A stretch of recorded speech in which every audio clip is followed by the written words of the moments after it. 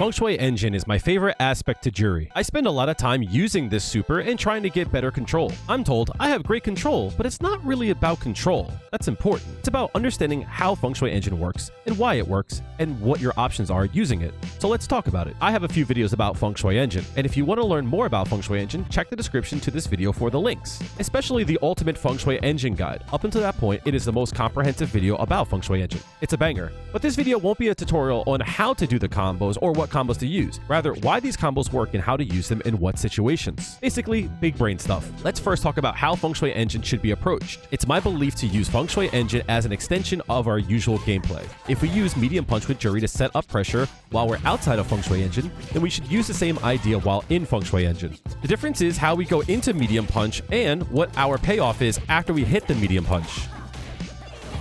This means we could chain buttons into medium punch and still be plus afterwards. Next, I want to discuss the decisions on what button to press under Feng Shui Engine and which variant of that button. Do we want to use stand medium punch, or do we want to use forward medium punch? Do we want to use hard kick, or do we want to use back hard kick? In a Feng Shui Engine string, we can only use one button press of that button. Once we start doing a string, we can only go up in strength. We can't go backwards. I can do light, medium, heavy, but I can't press the light attack in the same string. Once I use that button in a string, I can't go backwards. Outside of Feng Shui Engine, medium punch links to standing light kick. So I could do light punch, medium punch, and then link into light kick. That's not a chain, it's a link. This also means I can reset the chain. Anytime there's a link involved, I can reset the string. If there's a drive rush involved, this is now a link, and I can reset the string. Enkantatsu is another way to introduce a link. So I can do a chain into Enkantatsu, and then start a new chain. These are some ways to introduce links so that we can restart our chain and get more damage overall. So how do we know if we should chain into crouching medium punch, or if we should chain into standing medium punch, or if we should chain into standing hard punch, or forward hard punch? The soft rule is you always want to use what nets you the most damage for that button unless it's for utility. What do I mean by utility? If we turn on the attack data, we can see how much our hits are doing and how much the combo is doing. The first two hits in a combo usually do 100% of each hit. After the first two hits, the combo starts to get scaled in stages. We want to make sure we're doing the most damage per button hit. In this case here, I do a 6-hit combo and it does 1830 in damage. But since I did a lot of light attacks and over time those hits get scaled more and more, I would have done more damage if I did forward heavy punch, level 2, and then another forward heavy punch. That does 2000 damage. Even though this is 5 button presses, it still does less damage because these attacks here do less damage for the slot given. By slot, I mean the possibility of a button press. Here, I have a choice to hit almost any button. Do I hit a button that does 300 damage, or do I hit a button that does 1000? Common sense, we would use the one that does 1000. This is the same idea for every possible button press in Feng Shui Engine. We want to make sure that we're doing the most amount of damage for each possible button given the situation. So again, I ask the question, do I hit forward medium punch, or do I do standing medium punch, or do I use crouching medium punch? In this case, all 3 buttons do the same amount of damage. So it comes down to utility and what our goals are. If we do medium punch to light kick, this resets the chain. So we can go medium punch, medium kick, and then hit another medium punch. If we do medium punch, light kick, medium punch, it'll whiff. So obviously this isn't the option. We could do medium punch, light kick, crouching medium punch, that also whiffs. So we'll try medium punch, light kick, forward medium punch. That hits. This is common sense. Obviously, if it doesn't hit, we don't want to use that button. If there's any time where we want to make sure we're as close as possible, forward medium punch is a good way to start a combo. What about medium kick? We have 4 options. We have standing medium kick, close standing medium kick, which hits twice, crouching medium kick, and then also the overhead forward medium kick. While using Feng Shui Engine, you can combo into her overhead, but it knocks down. So the question is, do we use standing medium kick or crouching medium kick? There technically is 2 choices. Close medium kick hits twice, crouching medium kick, or far medium kick, which hits once. You want to use the variant that does the most damage unless there's utility involved. So medium kick close does 2 hits, does 700 damage. Crouching medium kick does 500 damage. And far medium kick, 1 hit, only does 300 damage. So on first glance, we obviously should always use medium kick because it hits twice. Since the far variant of it does the least amount of damage, there might be some situations where we can't hit the close variant. And in this case here, since we're only getting the 1 hit of it, we technically could do more damage if we do crouching medium kick. Likewise, we should always be doing standing medium kick over crouching medium kick. But again, it comes down to utility. In this case here, we have a decision. Do we want to do the drive rush dash into medium kick, or do we want to do the drive rush dash into crouching medium kick? Since both of them are guaranteed, we should always be going into medium kick first because it does the most amount of damage. And at the tail end of the combo, we can't use standing medium kick because we can't do crouching heavy punch. And it might look like we're too far, but instead, if we use crouching medium kick on the tail end, it brings us back into range because crouching medium kick moves her forward a little bit. In this case here, if we do standing medium kick, it will whiff. But if we use crouching medium kick, it works fine. A nice rule of thumb for medium kick is if you're not close enough, try to use crouching medium kick so that it moves you forward a bit. If you're incredibly close already, you should almost always do standing medium kick as it hits twice and does the most amount of damage. But there are times where you might want to use standing medium kick and it hits once because it pushes you out, but that might be your goal. If you chain into back hard kick, the first hit will knock them up, the second hit will knock them down. But if you hit only the second hit, they stay grounded. So if you hit the back hard kick, second hit, it keeps them grounded and you can keep your combo going. In some cases, you can use the medium kick to space yourself out and keep the combo going. Again, always go for the damage unless you're looking for utility. So we need to make sure that we're doing the most amount of damage per button press. So let's go over some soft rules. For medium punch, they all do the same amount of damage, so it comes down to utility. For medium kick, the medium kick 2 hits is always the best option. After that is going to be crouching medium kick, and then the last one is far medium kick, 1 hit. But again, with utility, because if we're trying to start off low, that is more important than getting the damage off of this, which might be blocked. For hard punch, the order goes forward hard punch, does the most amount of damage. Then after that, crouching hard punch, and then standing hard punch. Going into crouching hard punch does allow juggles and air combos that allows us some pressure afterwards. Crouching hard punch is probably the most important button in our Feng Shui engine. However, forward hard punch still does more damage. For heavy kick, it goes far heavy kick does 900, back heavy kick does 800, and crouching heavy kick is a sweep that does 900. Whenever possible, try and go for the standing heavy kick. When you juggle into a heavy attack, you can actually get a nice juggle, but when it comes to that juggle, sometimes it screws up how you follow up afterwards. Back heavy kick, even though it does less amount of damage, has this property that it almost captures the opponent. So anytime you don't want your opponent to juggle away from you, you can actually use the back heavy kick, 1 hit, that does not a lot of damage, but it adds consistency to juggles. You might not think using sweep is important for her combos in Feng Shui Engine, but if there's any time where you can juggle, it actually allows you to combo afterwards. But since you could chain into another attack, in juggles, you actually can combo after a sweep. So sweep and hard kick do the same amount of damage. For juggles, sometimes it's optimal to do something like this.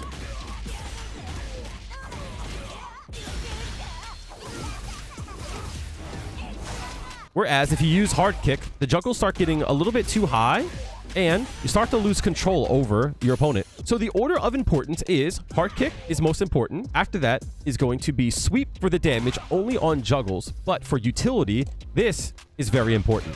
In some juggles, you can only hit 1 hit of the back hard kick, which does not a lot of damage. Again, utility over damage in some situations. So let's say you got a clean hit.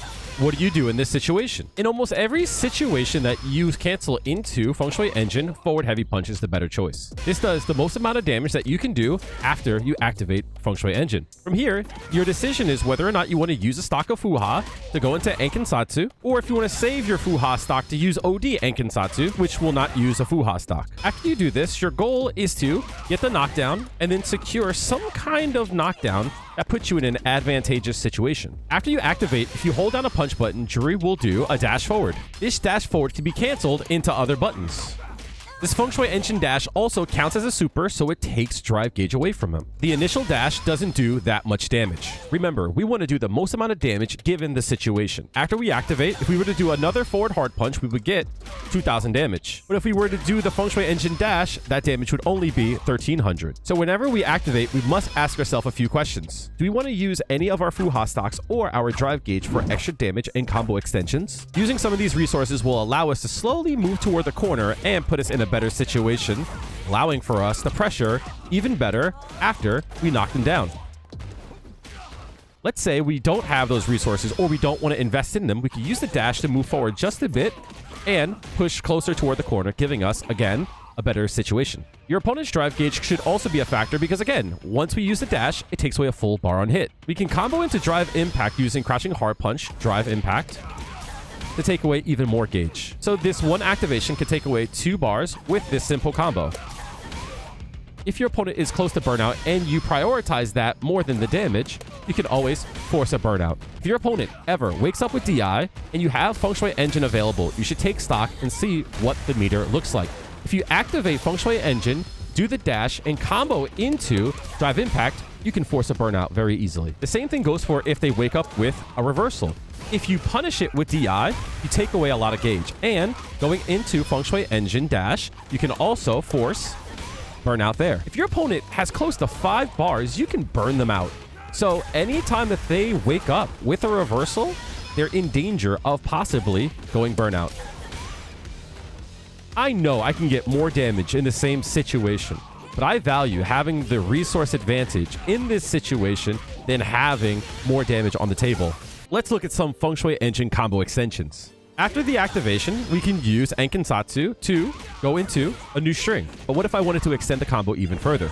Enkensatsu allows you to extend your combo only if they're grounded. Heavy Punch is a great way to go into Enkensatsu, but if you were to do a Feng Shui Engine string into it, they launch and they juggle backwards. Outside of Feng Shui Engine, we have this combo where we can use Sai Hasho and Enkensatsu to extend our combo even more. Or we can use Goosatsu, Sai Hasho, and Enkensatsu and chain that together to get an extension. We can do the same thing under Feng Shui Engine by doing something like this.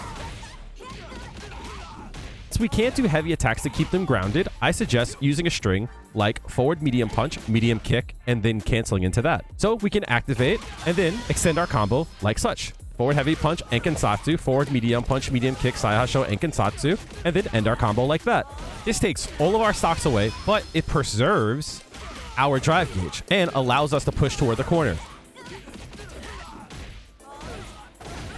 We could invest our drive gauge to get more damage, but the more resources that we use and the more drive gauge that we use, the less damage it does over time. Benefit that you get from using those 3 bars for the drive rush might not be worth it based on the damage you get. Let's look at what the damage would be like if we wanted to invest all of our resources and we still wanted to use 3 bars to extend our combo, maybe to push to the corner even more.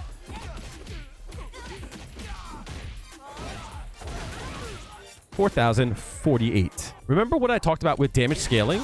In this situation here, the 2 forward heavy punches give us 100% damage scaling, which nets us 2,000 damage. A lesser known property of Enkensatsu is that even though this is 2 hits, it scales your combo for using Enkensatsu. So again, utility is important, and if it allows us to get the damage in places where we wouldn't, that's a good thing. If we want to use our biggest hits first and use drive rush early so we can get more big hits without scaling and dump our stocks later in the combo, we actually get more damage. Obviously, if you don't have 3 bars, you shouldn't put yourself in burnout for the combo, and you should just use your Fuha stocks to extend your combo because you still get great damage in the same situation. For the most part, that's how I determine what resources to use while using Feng Shui Engine. But now, let's talk about post-knockdown. I said earlier, you want to treat Juri and Feng Shui Engine the same as you would treat Juri outside of Feng Shui Engine. So the decisions that we make offensively should also reflect how we make decisions inside of Feng Shui Engine. If we're pressuring our opponent and when we use medium punch, we see that they use drive reversal, I'm quite sure that even under Feng Shui Engine, they'll do the same. So we should be paying attention for when they want to use Feng Shui Engine and then punish them accordingly. If we see our opponent likes to tech throws a lot, well, under Feng Shui Engine, shimmies are still an option. While using Feng Shui Engine, you can cancel all your normals into drive impact. But something to take note of is that if you use hard kick, you can't cancel while you're in the air. So if they're blocking, sometimes using hard kick is a liability. You can use sweep instead and cancel it into drive impact. This is also a frame-tight string that you could use to space yourself out. While not under a Feng Shui Engine, strings like this are commonly used. However, if you use light kick instead, it beats their attack. The same thing could be done while under Feng Shui Engine. I call this knocking on your opponent's door. I'll try to do things like that to see if I can get them to possibly hit a button. I'll start chaining together strings ending in medium punch, which is plus on block, and I'll try to see if I could get them to start hitting buttons. The longer you knock on your opponent's door, the more likely they are to want to hit a button. Don't be afraid to use throws to break their guard, because even after you throw them, you're in a position that you can still keep your attack going. Let's talk about clean hits and the setup afterwards. For this, let's get away from JP for now. Characters with DPs are very susceptible to safe jumps and the mix-up that they provide in the corner. The base of my offense and mix-up relies around this sequence here. Forward medium punch, medium kick, crouching heavy punch, heavy kick, heavy fuha. After this sequence, you can jump in and use a safe jump, which means they can't reversal. If Cammy tries to use an OD reversal in this situation here, I still have enough time to block when I land. But if she chooses not to use a reversal, I still put them in block stun. Putting her in block stun allows me to start knocking on her door and see if I can get her to press a button. This sequence loops, and I can go back into it.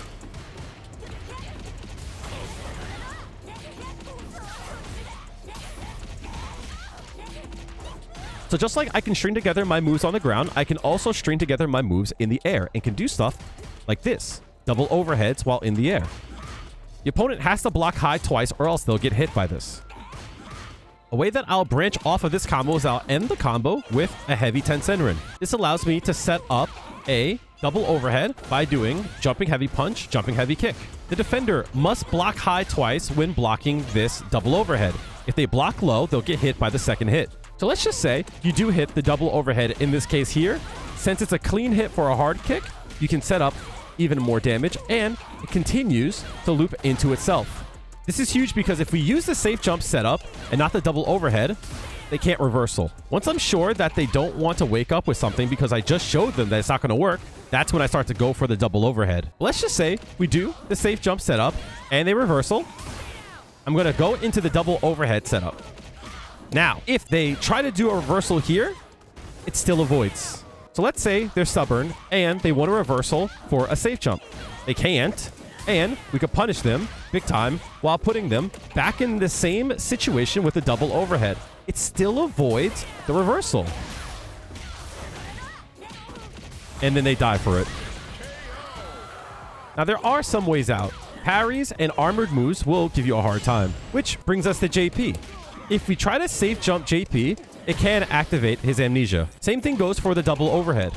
It will activate amnesia because it comes out first frame. This isn't an indication that we shouldn't do it, but it's an indication that maybe we should be more aware of it and plan our offense around it. Let's look at a situation where we get the knockdown and we try to go in, he amnesias, and well, we gotta hold that. This sequence I call the Hanma Blood because it was shown to me by Juri player Hanma Blood. All of your moves are cancelable under Feng Shui Engine, and this includes Sweep. We can end our Feng Shui Engine combo with light Fuha stock, and as soon as we get the light Fuha, we throw it. This sets up immediate attack, and they can't hit a button here. Also, after blocking the fireball, you're plus on block. This is important for JP is because if we knock them down, they wake up with amnesia. They're susceptible to fireballs. In this same situation here, we might want to make the decision to set up this fireball setup to account for amnesia.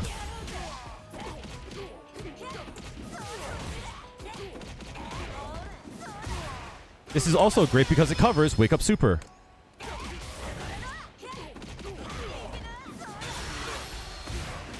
I now want to talk about juggle ability in Feng Shui Engine. We've all been in this situation where we hit this really awesome juggle, and then we go to end the combo, and it completely whiffs. But if I were to do this combo here, looking almost the exact same, all of a sudden, I get the combo. Why is this? So when doing Feng Shui Engine and ending on a heavy attack, it causes a juggle. And if I use 2 heavy attacks, I can still get the juggle. But with using 2 heavy attacks, it takes away some of the juggle ability. And at this point, the only thing that I could use is an EX or a super. A phrase that I've coined is 1 launch and 2 launch, which means, did you launch with 1 heavy attack or did you launch with 2 heavy attacks? In this situation here, if we use a 2 launch, we can still use a regular DP because we didn't use an EX dive kick. Here we have a 1 launch, 2 launch, and then the EX dive kick is the 3rd juggle, which takes away our juggle ability. This is also why combos like this don't work either. Here we're trying to 2 launch using an EX fireball and trying to juggle afterwards. Let's instead try a 1 launch. Pretty cool. If we start off by doing a 2 launch into Enkin Tatsu, we can kind of loop this, but that last one will not work. But with a 1 launch, we can still get the juggle at the end. If we try and do a 2 launch into this combo here and re-juggle, it doesn't work. If a combo doesn't work, always question if a 1 launch would work instead. In this case here, we can re-juggle and get a really nice fat combo. This combo uses a lot of what we've learned today, and it's kind of flash and trash. There's definitely better options, but it's consistent. The hardest part about this combo is definitely going to be the end here, because you have to hit it really late in the jump, but it looks so cool and kind of feels good to do as well. Don't scoff at the damage. 5,000 is a lot. With the juggle ability in mind, let's look at a few situations. Let's look at this situation outside of Feng Shui Engine. If we drive impact back, we can force a juggle and then a reset like that. It's a common thing for a drive rush normal that you can reset afterwards if it's off of a juggle. This also applies to wall splats as well. You can think of these juggles as like a 1 launch. These kind of juggle in the same way. So what are some situations where we could use a drive rush normal on a juggle? Juri's crouching hard punch in a Feng Shui Engine string allows you to juggle afterwards. Can we reset after a drive rush normal from a 1 launch? That's a lot to say, so let's break it down. Using a crouching heavy punch is considered a 1 launch, but if we try to drive rush after it, we'll whiff. I found this nice little sequence that allows us to drive rush and then do a drive rush heavy punch. 1 launch and a drive rush normal. Reset?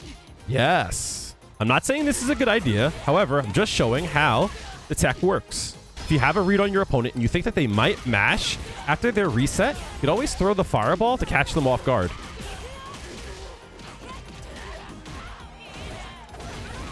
In the corner, you don't have to do that specific combo because you can always connect after the drive rush. This is something I haven't looked into, but I find it wildly fascinating. In this case here, if you do the juggle, you can set up crouching light kick to reset them into a DI that will always be perfectly timed. If you have an opponent that's not paying attention, you can set them up for big damage here into a reset.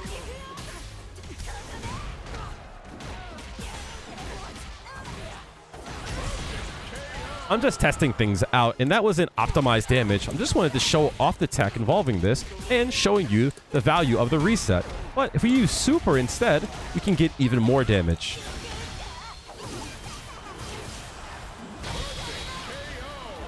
If you look at more optimized damage, even if we use 3 bars here, if Marissa wakes up with a reversal and get some of it back and go into Feng Shui Engine for big damage, drock our stops, and then go into the reset. Then from here, we can kill. That whole sequence was 84%, which is very interesting because that's really unoptimized damage. In this case here, this is 100%.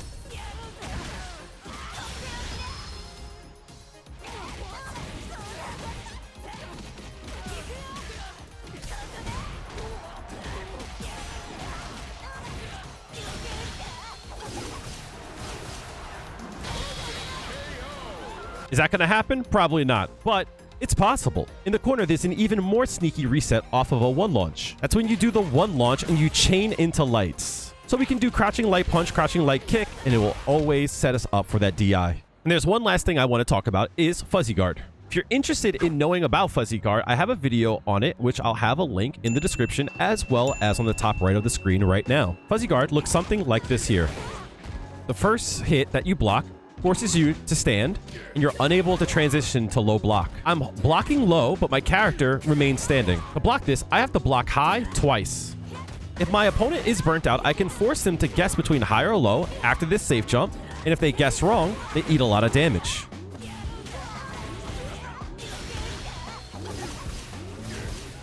What's also cool is this double overhead also works the same way. I can force them to block this here and then guess whether or not I'm going to go high the 3rd time. Since I have air combos, I can do stuff like this, which sets up another double overhead. I can set up situations like this here.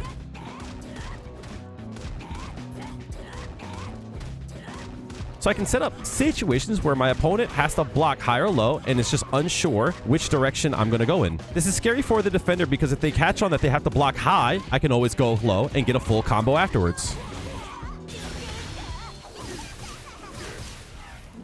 I think someone would be very mistaken if they think that Juri Feng Shui Engine is linear. Feng Shui Engine only brings out Juri's strengths, so if Juri is a top 10 character, then Feng Shui Engine must be really powerful. I hope you learned something new about Feng Shui Engine. It is my favorite thing to talk about when it comes to Juri. And if you like content like this, make sure to subscribe to the channel because I love talking Street Fighter. And a reminder, I stream on Twitch and YouTube Monday, Tuesday, and Thursday, 7 p.m. to 10 p.m. Eastern Standard Time. And if you got this far, that means you liked the video, so make sure to hit the like button. Make sure to tell your loved ones that you love them, and I'll see you in the next video. Have a good one.